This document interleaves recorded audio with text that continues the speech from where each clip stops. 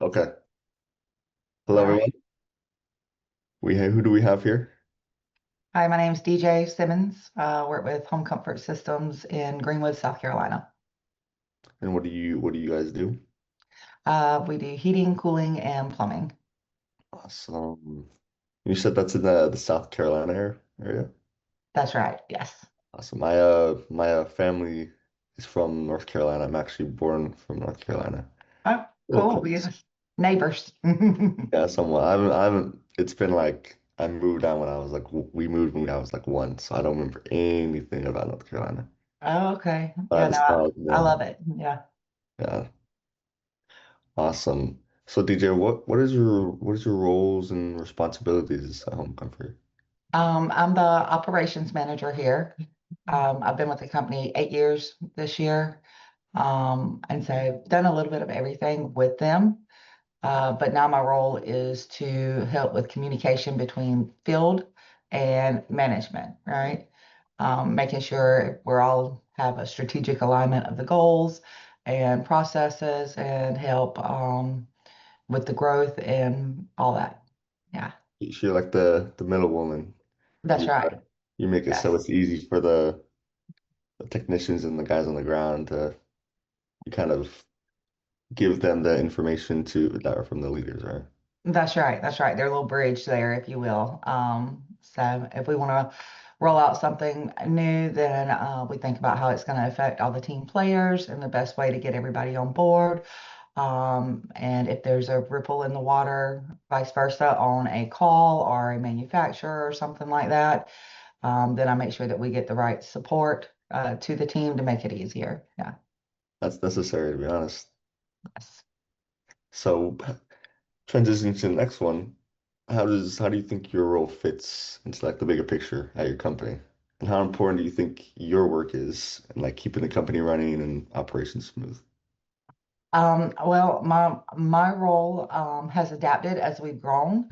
So originally, there wasn't as many field workers and not as much management. So as we've grown, we've really felt the need to have somebody there to keep everything rolling smoothly. It's important for your culture, your efficiency and productivity, and retainment of your employees, right? Because you're investing in your technicians, your plumbers, your fleet, and it's important to be able to keep them, right? So it's your culture, your productivity, and yeah, it's important. We review it daily and changes with the seasons, but having somebody there, I feel like keeps everybody on the same page and the same we're on the same team. Yeah. On that note, like on kind of a side note, do you feel like you probably do, but do you feel like kind of you're more like you do a lot of like HR? Is that kind of in a sense what you do? I did, yes.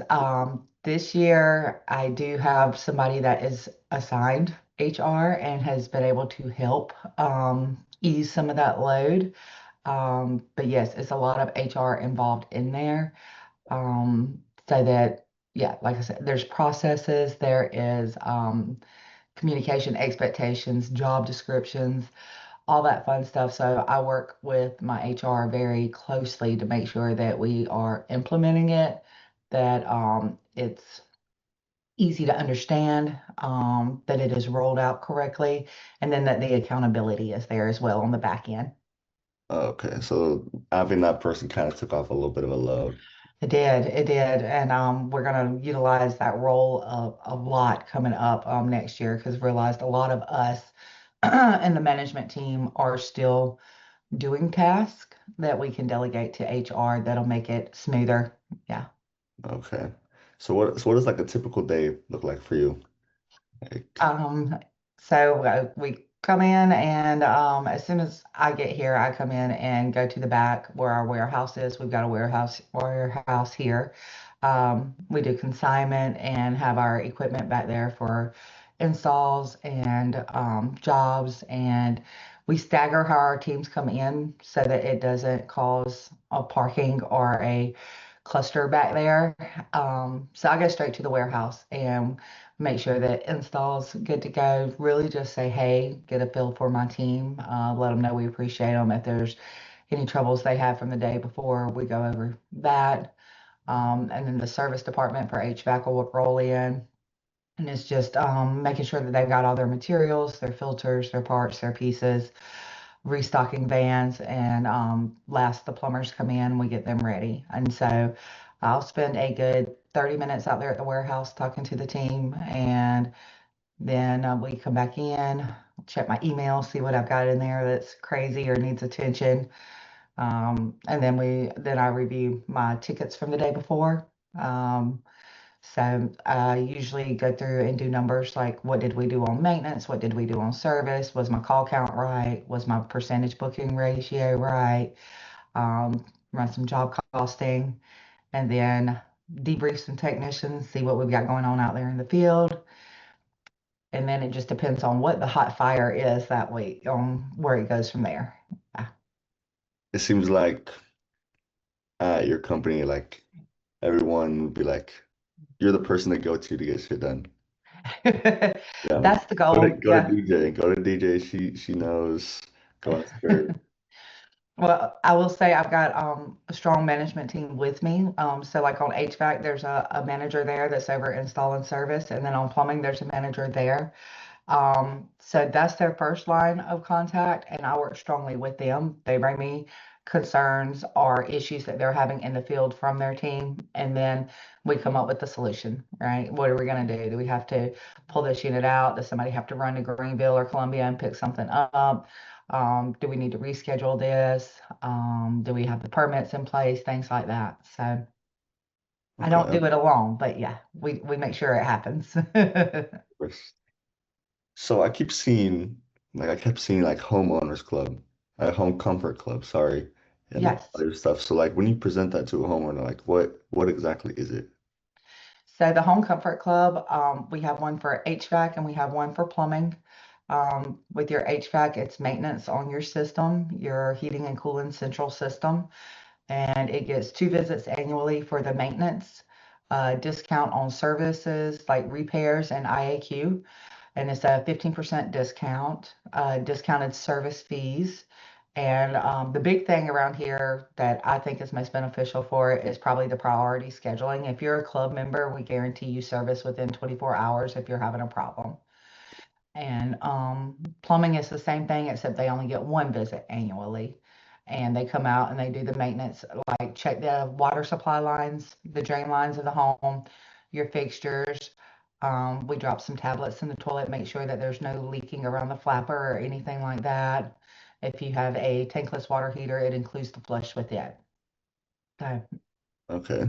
And my question is why is it one for plumbing and more for HVAC? Is there a certain like reason behind that? Sure, sure. On heating and cooling in the summer, we like to do the spring visit and you're running the air conditioning mode, right? When you're running your air conditioning, your unit produces more water for the drain. We get a lot of clogged drains in the summer because that's from the air conditioner portion. In the fall, you're running your heat mode. If you have an electrical system, you usually have a heat strip kit. We'll check the connection on it, clean the blower.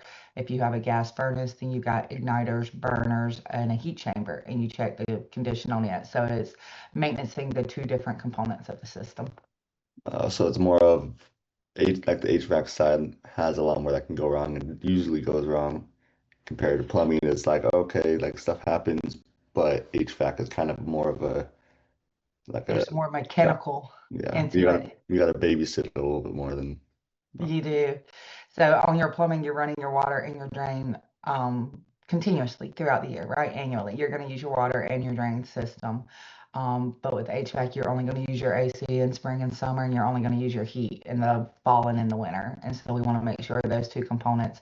And if we went out in June and did maintenance, it's hard to get somebody to turn on their heat and check their gas and their igniter when it's already 80 degrees outside.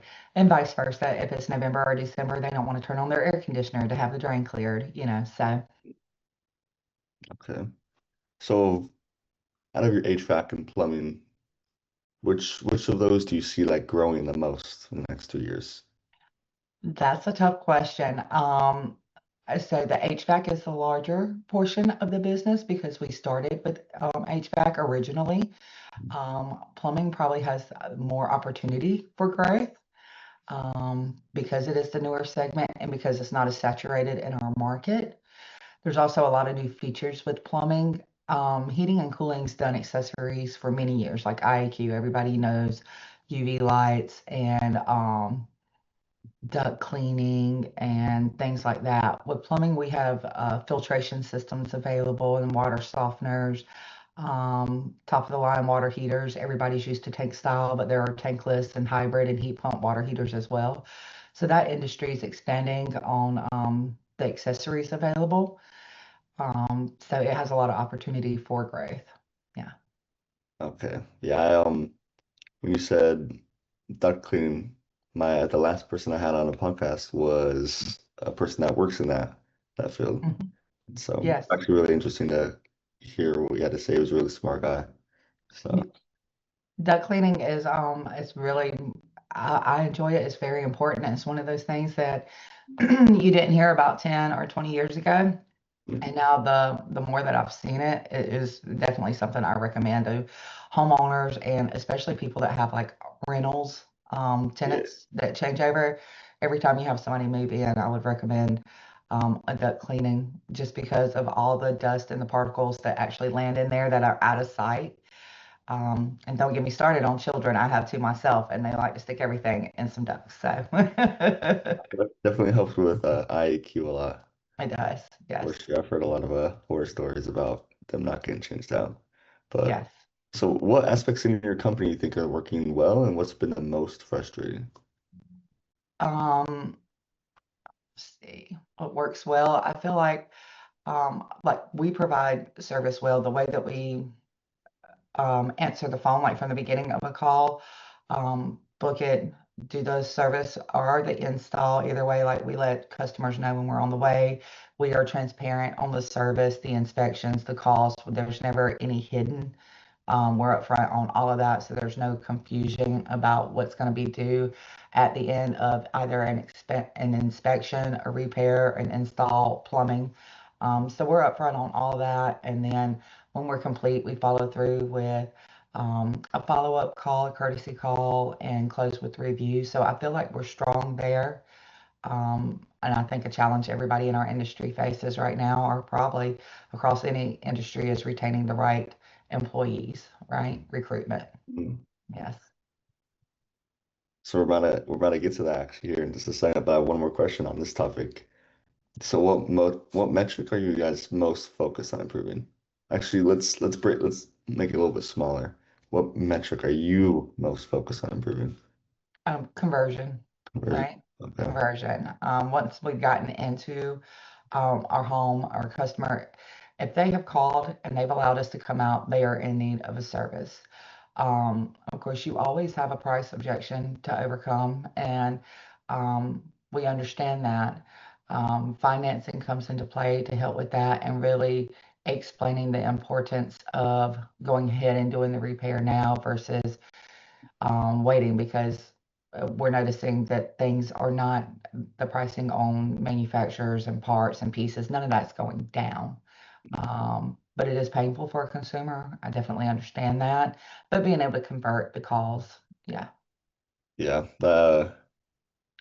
Because I used to work in sales and that was a big thing. It's just like overturning them, like the objection to price and that's right. being like, oh, I have to think about it type of thing. And Absolutely. That's it. Let me think about it.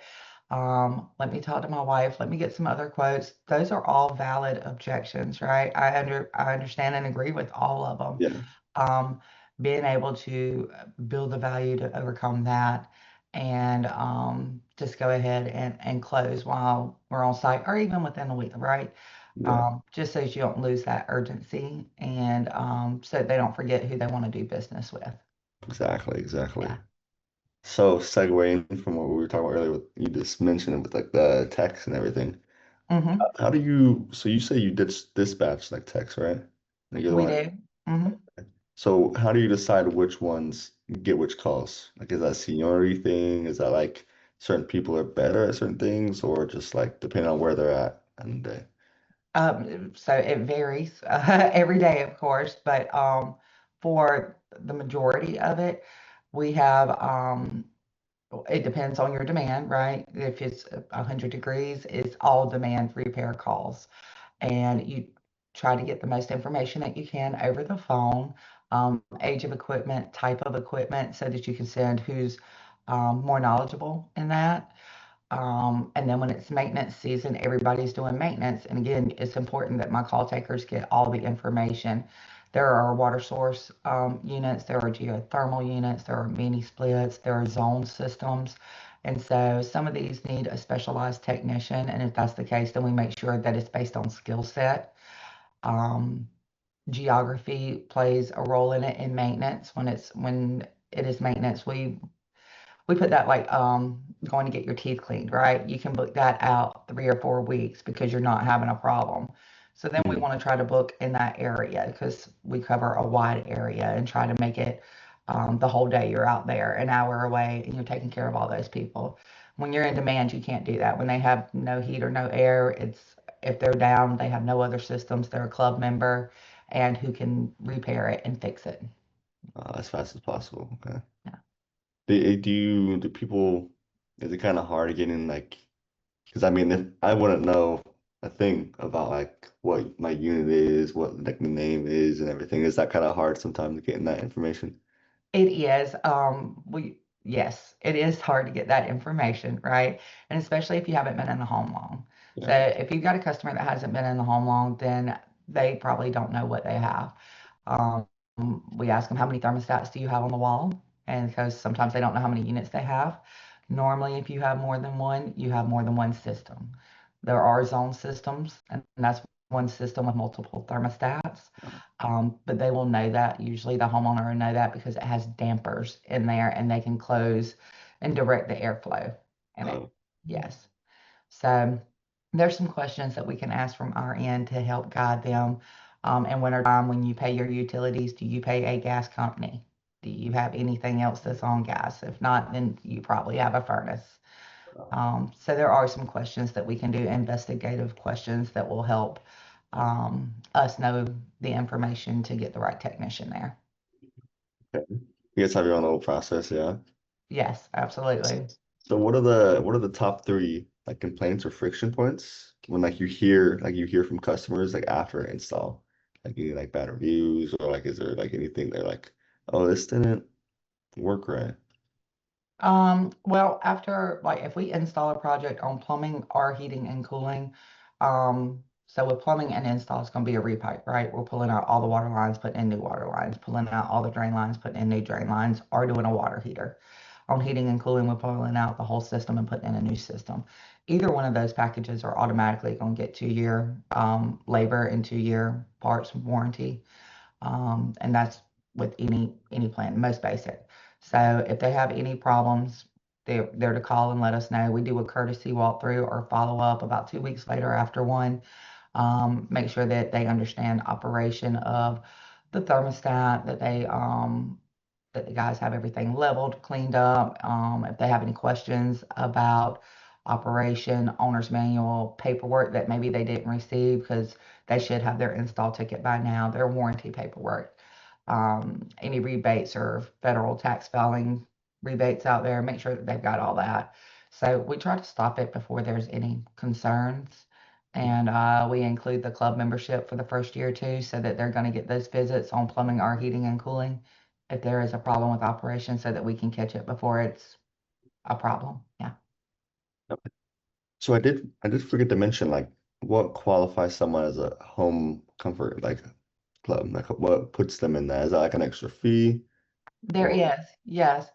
So for heating and cooling and for plumbing, there's different rates based on how close and proximity because we cover a wide area. We have different zones. We go as far as 60 to 70 miles away from our shop, right?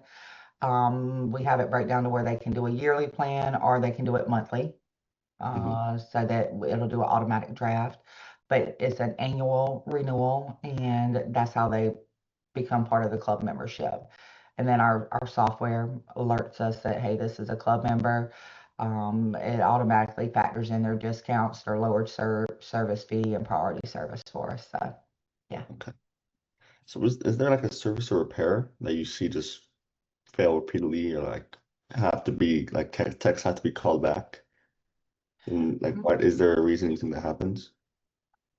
And so this year there was a shift in refrigeration due to government mandates and EPA. Everybody had to change from the 410A refrigerant to the new propane refrigerant, which is A32 or 454. And so there was some different sensors in there and install processes in place. So there was a little bit of shifting there this summer. And so you'll notice anytime something new runs out like that across the board, it was nationwide. But it was something that we had to learn to overcome, train on, and yeah, Yeah. Are you a morning person by chance? I have learned to be. It was a struggle. I originally came from restaurants, so Mhm. I would shut down a restaurant and like sleep in till 9 or 10 in the morning. But now I've been in this industry like 20 years, and when you're in this industry, you have to be here at 7 in the morning just about every morning. So yes, now I am. I definitely haven't had my morning coffee, and I'm definitely feeling it right now. But I'm having a good time, so it doesn't matter. Okay. So, what lead channels are like most effective for you now, such as like digital referrals, like direct mail, or kind of like advertising, like social media? We do a little bit of all of it. We do Google Leads, Google My Business, Facebook, postcards. Our favorite or most uh, green, if you will, is probably referrals. Asking the customers, is there any reason you wouldn't refer me today? Your best lead that you're going to get is from word of mouth. They already have a rapport and reputation built up with you. But we have had success with Google pay per click and Google Leads this year. They've been really good. Hmm. So, Yeah, my mother's husband, he actually runs the HVAC company as well, and he does on referrals, and he's doing pretty good. Like referrals seem to be a very unpredictable in a way, but also very like easy to close and like kind of it's always high converting. that's right. That's right. So it's one of those things. It's not until a neighbor or a friend at church needs you that they're going to refer you, right? So you've got to wait on the need. But when somebody needs you and they're referred by somebody that they trust that's done business with you, the conversion is lot smoother. The rapport is already there. Okay. So how do you guys this is always a big topic for a lot of HVAC and like plumbing companies. How do you guys approach like the seasonal slowdown like during the winter time? And like what keeps you like your revenue like more consistent like year round? That is a good question. Like I said, I've been here 8 years. So in the beginning, when we were first originally growing, there was a lot of club memberships and outbound calling, right? There's a lot of outbound calling to your original customers and out in the community, door hangers and things like that. As we've grown, we still do that. We will outbound to our club members and anybody that's used us in the past 5 to 6 years, but it is a smoother process. We know that it's coming, right? So you do postcards targeting for your maintenance, or you do an early bird special and things like that. Do your Google Leads, turn them on, share on social media. Social media has come a long way to help with things like that. And we just grew our club membership a lot compared to the beginning. So we're able to stay pretty steady with that during the shoulder season until demand. Yeah. Okay, okay. But it does like kind of like I imagine it does kind of go down to like Oh a week. yeah. Oh Yeah, yeah. It does. it's typical. And it slows down your phone. You'll see more. There's outbound than inbound, Yeah, definitely. yeah. And that's when you tell your guys too out there, hey, slow down, take your time, build a Mm. relationship. We were out there and it was a demand and we were in a hurry. Now I need you to slow down and check everything, right? Yeah. Yeah. So Make sure there's no like refunds or mad customers. Just like keep them there, try to keep them so they'll come back in the winter next time. absolutely. You want a customer for a lifetime. Yeah. We don't want to go through them and then be unhappy. We want to make sure that we paid attention to the whole system, the home, the envelope, if you will, and provide that top-notch service. And so now's the time to be able to do that. Okay. So we mentioned earlier, like about closing and converting customers. So Mhm. if you could pick one thing to double your closing rate, what would you do? I would find a better financing option for customers with lower interest rate that does not cost the dealer an extreme amount, right? Yeah. Everybody wants a lower interest rate. Even it doesn't have to be zero. That's ideal, right? But lower than the average of 12 and 13 that they've had out here for the past 2 or 3 years. And it's like, no. Oh, so that financing goes through the company that the equipment comes from? Right. We use third-party financing um, through our manufacturers, and each of them have different dealer fees associated with it, cost of doing business. Um, So their plans, they've got tons of different plans, but for the consumer, for your customer, your best option is going to be a lower interest rate or zero where possible. And it's hard to find those specials. In the past, everybody had zero for, 60, zero for 48. Mm. And it's hard to find those plans now.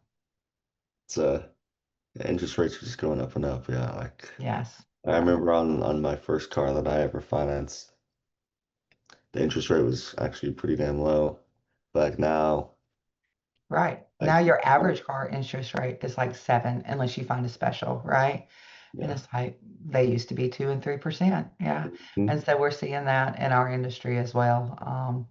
And so it's just something that I wish that would switch over. Yeah. It'd be a win for us, for them, and definitely for the customer. Of course, you're right. Yeah. What Always, customer's always right. In a way. yes. And we like you said, your car, we all save up for a car, right? We know when our car is getting age on it or high mileage on it. And we know if we've never had one and we're coming fresh out of school, right? Somebody is saving for a car.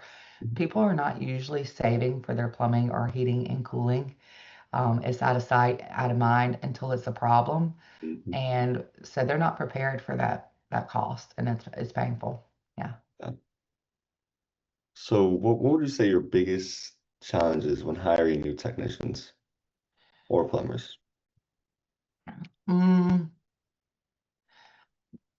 they don't have trade schools, right? So you're not recruiting from a school that where they've already had experience. So if you have somebody that comes in and applies and they already have knowledge and experience, that's great. Those are hard to find now. But also it's finding somebody that has experience and that fits in with your culture. We've got core values here, mission statements, a vision. And like I said, we want to retain what we have because it's good talent. And so you have to be cautious of who you bring on, even if they are skilled, they have to fit in with the culture and the attitude. Hmm. Okay, so don't let your boss hear this one. I don't know if he or she's gonna be upset, but do you have any ideas or potential solutions to grow the company that you just get shot down or neglected, or you kind of get like, oh, that's a good idea, but No, no, I will give him credit on that. No, he's very, very open-minded, um, and listens very well. I wouldn't be where I was if he didn't give me that opportunity. So, no, he's awesome to work for. Honestly, yeah. You got to think we're in heating and cooling and plumbing in the South. So there's not in the past there weren't many women in management in this industry, and mm, I've had the pleasure of having a couple of different owners that have allowed me to grow and expand in the skills and in the trades. And where I work now, I mean, he's very equal opportunity. Very open to ideas. We bounce them off of each other, work together, very aligned on like what our goal is for our company to, and we know that if we work on it together, that's how we're going to get there, right? That's that's how it should be most of the time. Most people that CEO or founder or whatever, they're very self-centered and they seem Yeah. to like my way or the highway. Like, yeah, you have a good idea, but I'm not going to implement it because I don't like it. No, he's not like that. He is very business oriented, right? And visionary, right? Has all these ideas of where he wants us to be. And if I come to him with something that I think is going to help us get there, you've got to have a plan. You got to have a how we're going to do it and what it's going to do for us.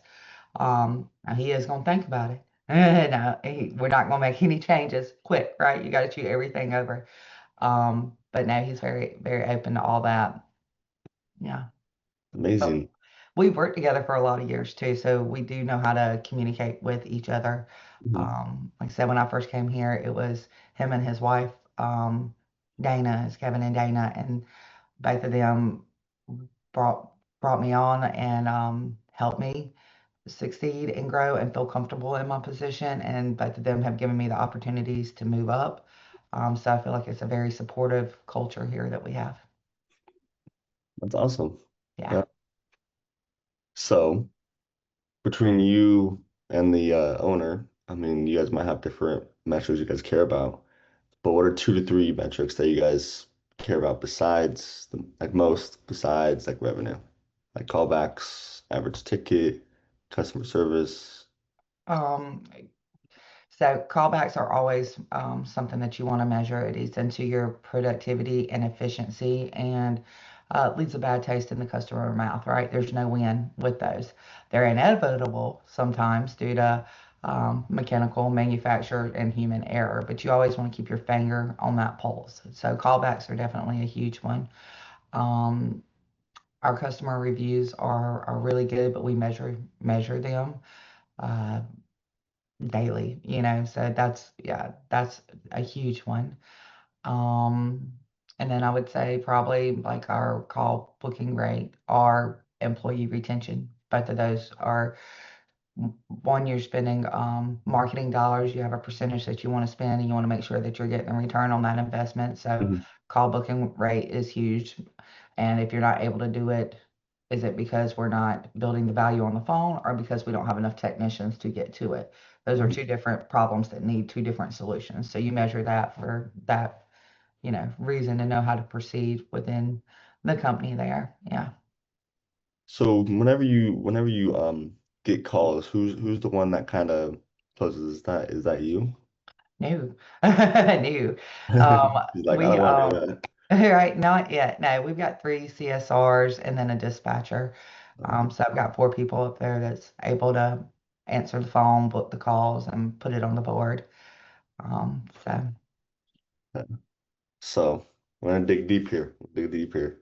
all What right. is one job that went really smooth and one that just went completely sideways? Um, let's see here.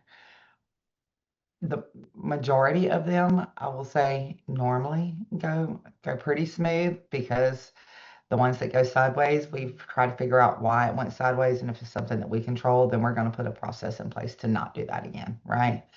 Um, but so a smooth job is going to be one where from the moment they call, we answered.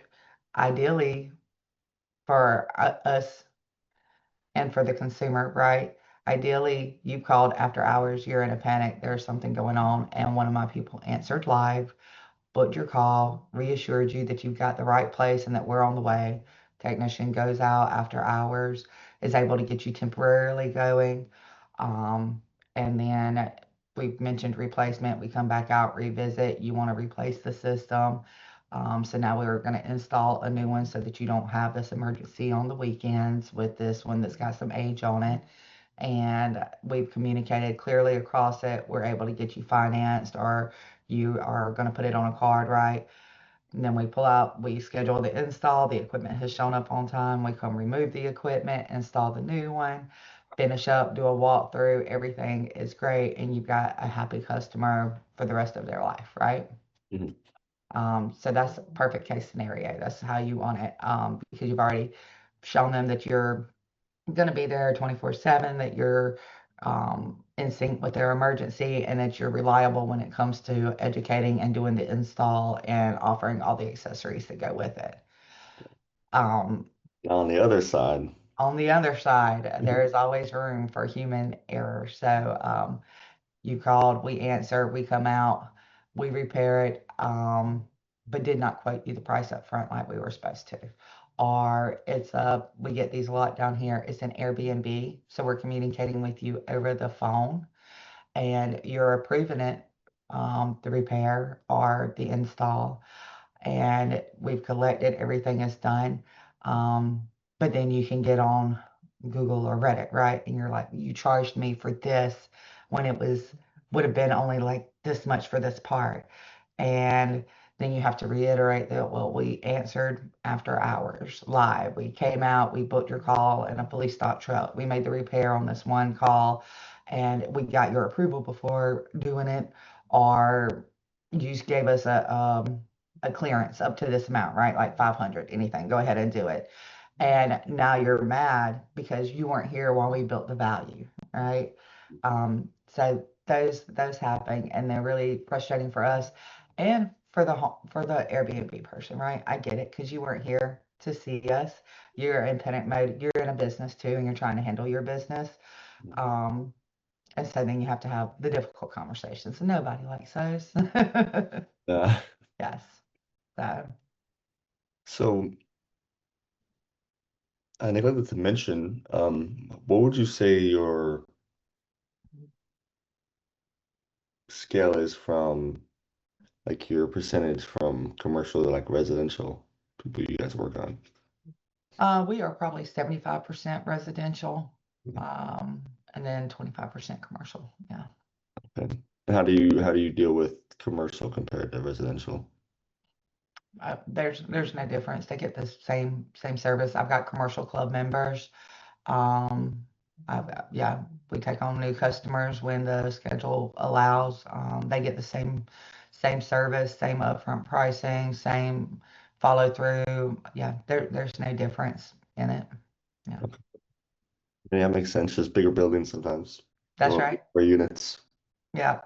If Yeah. there is a third party like property management over it, or if they're corporate and we have to go through sign in and sign out sheets and things like that, they need to let me know up front. But we handle that conversation on the phone so that it's smooth for the technician. We don't want to waste time. Yeah, Yeah. but that's about the only difference.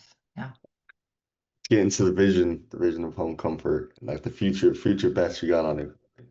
So in 12 months, where you see your company at, like size, revenue, location. So in 12 months, right now we're on track to hit our strictly residential budget of 5 million. So next year we'll have a goal of 6.5. Our trucks, we have 22 on the road this year. Now that's plumbing install and service for HVAC. By the end of next year, we envision probably 28, 29. Um, the ultimate goal and like the 5-year plan is to have a separate location that we can dispatch and like grow by enlarging our service area. So Yeah. yeah. Where would you guys envision wanting to like target? There's a few different areas that we have talked about. We're in upstate South Carolina right now, and we work a lot of areas to the west of us and then to the south of us. And they're all already like we're in the rural part, but we go to a lot of cities. I don't know if just the infrastructure and the growth there, or if just the Google rankings work, right? But either way, we find ourselves there a lot. And so looking at the metrics and stuff, it would be about an hour or 2 hours out in one of those directions, probably. Yeah. Okay, okay. So let me ask you this. If resources were unlimited, what would be your next major investment? What would the company's next major investment be? Like would that be like adding more trucks like you were saying, or new training for the techs, or just new technology? If we had unlimited resources, we would expand the warehouse, right? Because it's a large warehouse. It is, but the more services that you provide and the larger you grow, you just need more stuff in it. And we try to keep our people out of supply houses and things like that. And if we can have the product here, then we don't have to wait on a manufacturer to deliver it. The downtime causes frustration for us and for the customers. The wait there, so we would increase the warehouse, and then there's some new tools out there that um, I'd love to have for both divisions, like new technology. We've got a jetter for drain cleaning, but there's also the liner, the trenchless drain lining. I like that. Yeah. So a couple different things. Okay, okay. Sounds like you already have in mind. We do. So, what would you tell a homeowner today that would age well 5 summers from now? Or What would I 5 tell years, or 5 springs, just 5 years. 5 years? And what would I tell a homeowner? Hmm. Um, Well, if I was telling them about home comfort, is that, our core values are going to be the same today and 5 years from now. The customer is always right. We're going to do what's right, regardless of cost, inconvenience, or recognition. We're going to make sure that you're satisfied with the job and that we follow through on all our promises that we made, our guarantees and our warranties. That that's never going to change. Now, if I had to advise a homeowner on moving forward with something in their home, the biggest recommendation I could make is make sure that when you are investing, that you invest in a labor warranty. We include 2 years, but all the products have the option to buy an additional labor warranty, and it's it pays for itself. They cost up front, but if you don't have that, you're going to come out of pocket for a repair within the 10-year time span of your equipment lifespan. So I always advise a labor warranty when you're buying a new equipment. The investment on that's already large, and you don't want to have another bill in the future for a mechanical component. And they just don't make anything like they used to. So, I hear that time and time again. Like it kind of yes. sucks. Like why does my generation get all the crappy equipment in the It just is what it is. Like you look at refrigerators, washing machines, vehicles, none of them last like they used to in the 70s and 80s.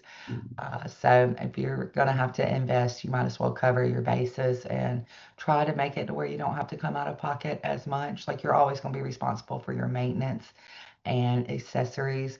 But if you can get the labor for any mechanical failures that may arise, it'll give you peace of mind. And ultimately, that's our goal here. Awesome. Okay. If you could solve one problem today, what would it be? If I could solve one problem today, Mhm. oh, yeah, the recruitment field out there, being able to train these upcoming technicians and plumbers, Mhm. um, because educating them in high school that this is an option, right? You don't There's nothing wrong with college, but you don't have to go there if that's not where your drive is. We've got plenty of great positions. This industry is going to continue to grow. People are always going to need plumbing as the health of the nation. People are going to want their climate and their home to be comfortable. Mhm. Um, so this industry is going to grow, and I wish that high schoolers and college age people knew to come and apply, get the experience, come get a job, come get your hands dirty with us. Yeah. Yeah. So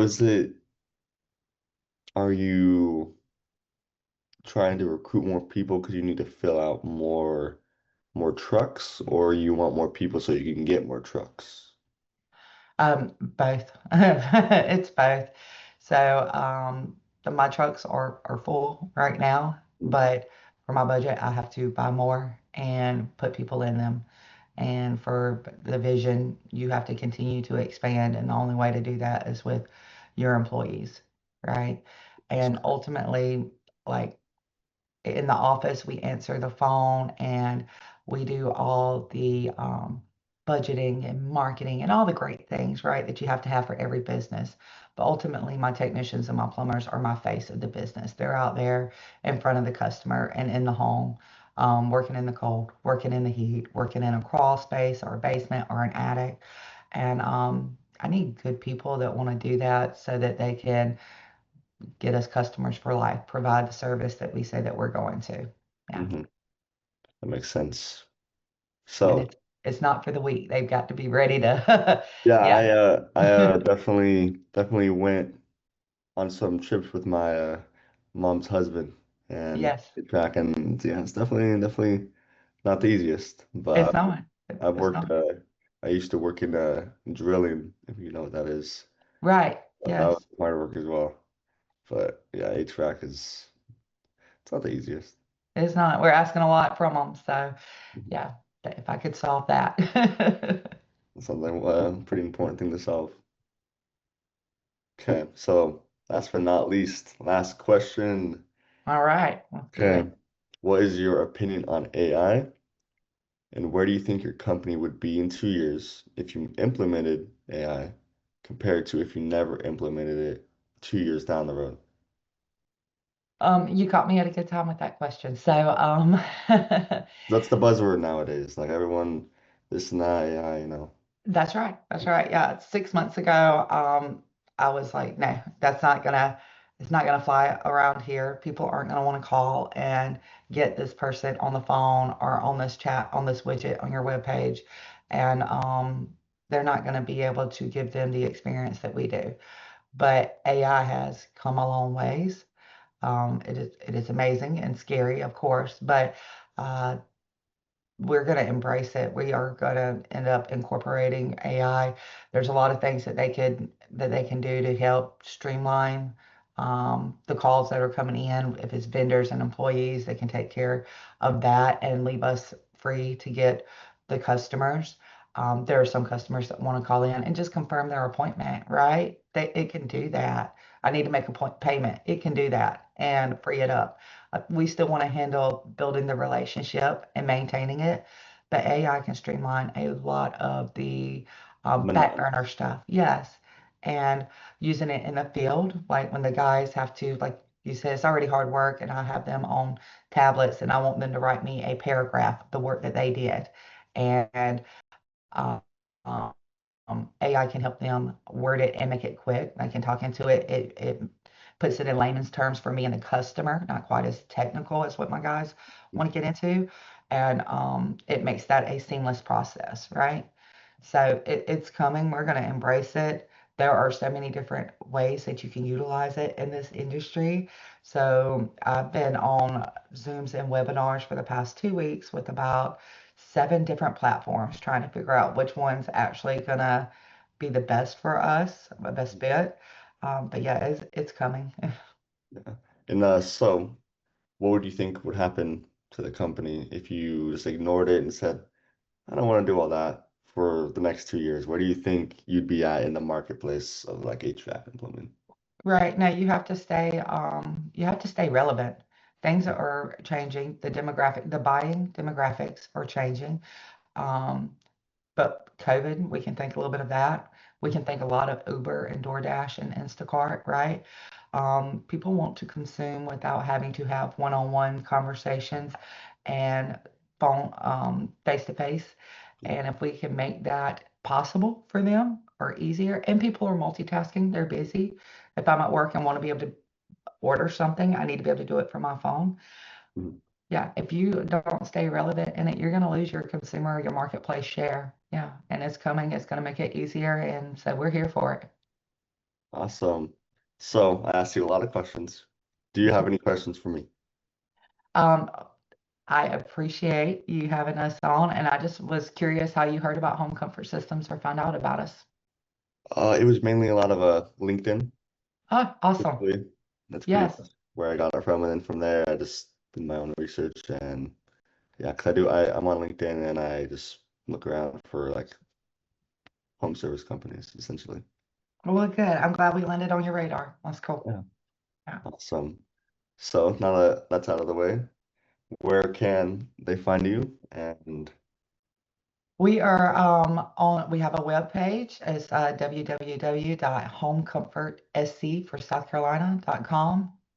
We are on Google listings and we're on Facebook platform as well. So definitely look us up, give us a call if you're in South Carolina. We'd be happy to provide you service for your heating, cooling, and plumbing needs. yeah, DJ will be there. She's the go-to in the office and outside of the office. So Absolutely. Yes. I guarantee everyone will enjoy. And one last thing, what, because you mentioned mission statement a lot. What is your guys' mission statement and like your, To be the most reviewed, well-respected, top customer service provider for the home in upstate South Carolina. there you go. You're Yes. getting to it. Yeah. Well, thank you for your time, DJ. I Thank appreciate you. it. It's a pleasure. Thank you.